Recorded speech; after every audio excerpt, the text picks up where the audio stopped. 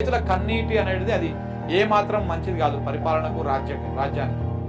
అంటారు కదా, ఎద్దేడ్చిన వ్యవసాయం బాగుపడదు, రైతు ఏడ్చినటువంటి రాజ్యం కూడా బాగుపడదు.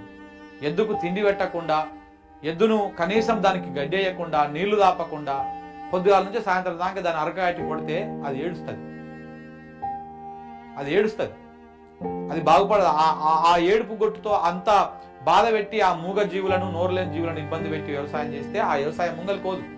సేమ్ అట్లనే ఈ దేశాన్ని బతికిస్తున్నటువంటి రైతులు, ఈ దేశానికి అన్నం పెడుతున్నటువంటి అన్నదాతలు వాళ్ళ పొట్టగొట్టి వాళ్ళు పండించిన పంట కొనకుండా ఇలా వర్షానికి తడిసి మొలకెత్తి వాళ్ళు అరిగోస పడుతుంటే, అప్పుల పాలయ్యి ఆత్మహత్యలకు పాల్పడుతుంటే, వాళ్ళ శవాల మీద మీరు రాజకీయం చేస్తుంటే ఈ రాజ్యం ముంగలిపోతుందా? ఈ రాజ్యం బాగుపడుతుందా?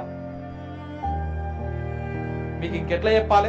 2 నెలల నుంచి అండి ఆయన చెప్తా ఉంటే బాధ అనిపిస్తుంది. 2 నెలల నుంచి పంట వండడానికి 4-5 నెలల సమయం పడుతుంది, పంట అమ్ముకోవడానికి 2 నెలల సమయం పడుతుందా? సిగ్గు అనిపిస్తలేదు మన పరిపాలకులకు?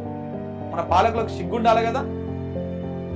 పంట కొనలేనటువంటి స్థితిలో అంత దుర్మార్గం, అంత నీచమైన స్థాయిలో ఈ ప్రభుత్వం ఉందా? ఏం తగ్గించుకుంటేంది మీ సోకులకు, మీ ఖర్చులు, దుబారా ఖర్చు తగ్గించుకుంటేంది? ఢిల్లీకి పోయినప్పుడల్లా కోట్ల రూపాయలు ఖర్చు పెడుతున్నారు కదా.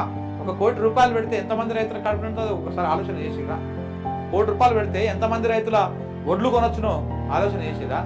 మీరు మాత్రం రూపాయి ఖర్చు తగ్గించుకోరు, రూపాయి దుబారా ఖర్చు తగ్గించారు, ఏవి తగ్గించారు? ఇక రైతులను ఈ రకంగా గోస పెడతారా?